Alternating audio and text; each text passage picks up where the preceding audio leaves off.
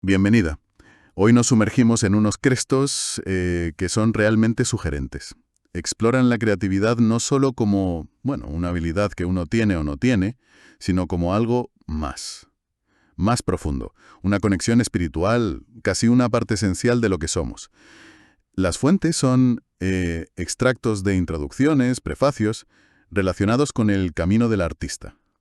Vamos a ver un poco la filosofía detrás de todo esto, ¿no? Y el viaje personal de la autora, que es, bueno, es clave para entender de dónde salen estas ideas. Y esa premisa, que me parece muy potente, de que todos tenemos una creatividad innata esperando, pues eso, ser desbloqueada, la idea hoy es intentar sacar las claves, ¿no? Para liberar esa creatividad viéndola como una práctica espiritual, algo accesible para todos, te consideres artista o no. Vale, pues vamos a meternos en harina. A ver, el punto de partida que proponen estos textos es casi revolucionario, diría yo. La creatividad no es algo que se enseña, sino algo que permitimos que salga. Lo presentan como algo tan natural, tan nuestro, como la sangre en las venas. Ya está ahí. Y fundamentalmente espiritual. Hay una cita de Coleridge que usan que dice: la imaginación primaria es el poder de la vida. Vaya tela. Precisamente. Y describen el arte como una transacción espiritual, ni más ni menos. Los artistas, desde esta óptica, son como visionarios, gente que actúa movida por la fe, ¿sabes? Que avanzan hacia algo que al principio solo ellos ven claro, aunque los demás no lo vean. Me gusta mucho la analogía que usan con la electricidad. Dicen que no necesitas entender la física para usarla, ¿verdad? Pues igual con esta energía creativa. Puedes conectar con ella sin entenderla del todo. Y ahí entra el concepto este del gran creador, o Dios. Pero ojo, que los textos insisten mucho en ser flexibles con la palabra. Animan a usar otros términos y Dios te genera, no sé, conflicto. Como fluir, fuente, camino recto. Claro. Dicen que lo importante no es el nombre, es la experiencia, la conexión. Citan a William Blake, que decía algo como: yo por mí mismo no hago nada, es el Espíritu Santo el que lo consigue todo a través de mí.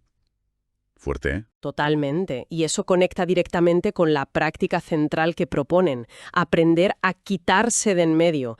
Es como cultivar una actitud que permita que esa energía creativa, esa fuente, fluya a través de ti. Es una postura de humildad, en realidad. Como dice Piet Mondrian en otra cita que recogen, la posición del artista es humilde. En esencia no es más que un canal. El foco está en permitir, en dejar ser, no en forzar ni controlar. Pero, a ver, ¿no choca un poco eso de ser solo un canal? Con todo el esfuerzo, la técnica, la disciplina que asociamos al arte. Suena, no sé, casi demasiado fácil, ¿no? Es una tensión interesante, sí, pero creo que las fuentes no dicen que el esfuerzo desaparezca. Lo que sugieren es que la fuente de la inspiración, la dirección, viene de otro lugar. ¿Entiendes? El trabajo, la técnica, serían las herramientas para dar forma a eso que recibes por el canal. La clave está en abrirse a esa guía, sea interna o externa, no depender solo del ego para producir ideas. La disciplina se aplica entonces a mantenerse abierto y a trabajar lo que llega, no a forzar la inspiración de la nada. Entendido. Vale, vale. Y aquí es donde la cosa, bueno, se pone realmente interesante. Porque la autora no habla en abstracto. Habla desde su propia vida y de forma muy cruda. Vincula directamente su sobriedad, cuando dejó el alcohol allá por el 78, con descubrir una forma nueva de crear. Una forma menos dolorosa, menos autodestructiva. Describe su miedo inicial de forma muy gráfica. Decía algo como: si estar sobria significaba no ser creativa, pues no quería estar sobria. Claro, es que estaba convencida, como tanta gente, de que necesitaba el alcohol para escribir. Y es fundamental cómo desmonta ese arquetipo tan metido en la cultura, ¿no? El del artista sufriente. La autora cuenta cómo decidió conscientemente abandonar ese drama. Tuvo que cuestionar todos los estereotipos, la bebida, la promiscuidad, el caos con el dinero, la autodestrucción, todo eso que se asocia al artista, y enfrentarse a algo que quizá da más miedo, la responsabilidad de estar sana, sobria y, aún así, ser creativa. La pregunta que queda ahí es potente. Si los artistas no tienen que vivir en el caos para crear, si eso es un mito, ¿qué excusa nos queda para no cuidarnos y asumir nuestro potencial? Para superar esos bloqueos, que los textos dicen que son antinaturales, como algo que reprime nuestra esencia, pues desarrollaron herramientas muy prácticas, muy sencillas. La filosofía de fondo es que la creatividad es increíblemente resistente. La comparan con la mala hierba, ¿sabes? Ajá. Dicen que renace con muy poquitos cuidados. Solo necesita un poco de atención y permiso para brotar de nuevo. Y un consejo clave, casi un mantra: no juzgues ni al trabajo ni a ti mismo. Ya lo arreglarás más adelante. Eso es fundamental. Separar el crear del editar. Exacto. Crear libremente, sin censura, y luego ya vendrá la crítica o el ajuste. Y lo curioso es la universalidad de estas herramientas. Funcionaron desde el principio con gente muy distinta. Cuentan que empezaron con un escritor bloqueado, luego con un pintor y funcionó igual. Y a partir de ahí con todo tipo de personas, demostrando que no era algo solo para escritores o pintores. Los bloqueos no los ven como falta de talento, sino como miedos, creencias limitantes, mensajes negativos que hemos ido tragando y que taponan ese flujo natural. La historia de cómo empezó el camino del artista tiene un punto casi místico, ¿no? La autora cuenta que sintió como una llamada, un imperativo de marcha, dice ella. Muy claro, paseando por el West Village de Nueva York. Y en ese momento supo con certeza total que tenía que enseñar a otros a desbloquearse. Empezó dando clases en sótanos de iglesias en Manhattan. Describe Manhattan como un hervidero de artistas. Sí, lo describe muy bien. Un puerto de mar y un lugar donde amarran los sueños. Me encanta esa frase. Y para ilustrar la cantidad de artistas, usa una comparación genial. Dice que los violonchelos son tan frecuentes y aparatosos como las vacas en Iowa. ¡Ja! Es buenísima. Y el crecimiento fue totalmente orgánico, muy de abajo arriba. Primero fue clave la ayuda de Mark Bryan, un amigo, que le animó a juntar sus notas, a darles forma, y la difusión inicial fue de lo más artesanal. Enviaron por correo un librito autoeditado a unas 1000 personas que tenían en su lista. Y esa gente empezó a fotocopiarlo, a pasárselo a amigos, el boca a boca total. Empezaron a llegar historias de gente que volvía a pintar, que se atrevía a escribir, que volvía a actuar. Impresionante. Y lo que vino después fue una expansión por todo el mundo. Sorprendente. Y espontánea. Empezaron a surgir grupos de trabajo por su cuenta. Ella los llama racimos. En sitios súper dispares. En la selva de Panamá, en el desierto de Australia.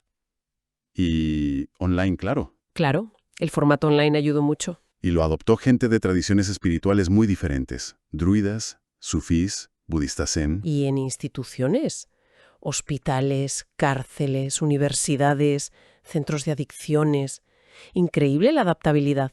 Sí, y es revelador que la intención desde el principio fuera que el movimiento fuera autónomo, sin jerarquías, sin líderes formales.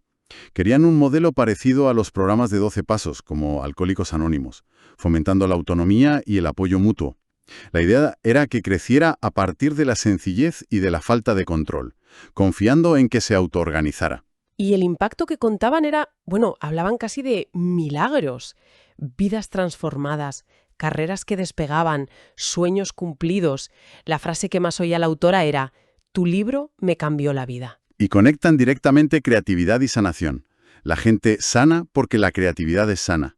Llega a hablar incluso de una iluminación literal, un cambio visible en la cara de la gente al reconectar. Hay un tema que se repite una y otra vez en estos textos, que el arte, entendido así, es un acto de fe. Es avanzar hacia algo que quizás solo tú ves en tu interior. Confiar en esa visión, aunque para los demás sea invisible o no tenga sentido en ese momento. La imagen esa de Manhattan como crisol de soñadores, gente llegando con sus aspiraciones, refuerza mucho esa idea de la fe necesaria para empezar y seguir en el camino creativo. Y un punto muy interesante es que esa necesidad de fe, de apertura, de estar dispuesto a pedir guía, eso de mantenernos dispuestos a pedir, con la mente lo bastante abierta como para dejarnos dirigir, no es algo que desaparezca cuando tienes éxito. Al contrario, la propia autora cuenta que según el libro se hacía más popular, ella necesitaba retirarse más a la soledad, para seguir cuidando su propia conexión creativa, para poder seguir enseñando y escribiendo desde un lugar auténtico. No es algo que consigues y ya está. Es una relación que hay que cuidar siempre. La apertura es continua. Me encanta la metáfora final de uno de los prefacios, la del águila sobre el río Hudson. Compara a los artistas con ese pájaro. Dice que quizá a veces están confusos sobre quiénes son o cómo encajan, pero navegan las corrientes de sus sueños. Confían en la improvisación, en responder al momento, y operan bajo un principio de lo que Dios quiera, entendido como entregarse al flujo de la vida y la creatividad. ¡Qué bonito! Y dice que no necesitan decir su nombre, lo llevan puesto.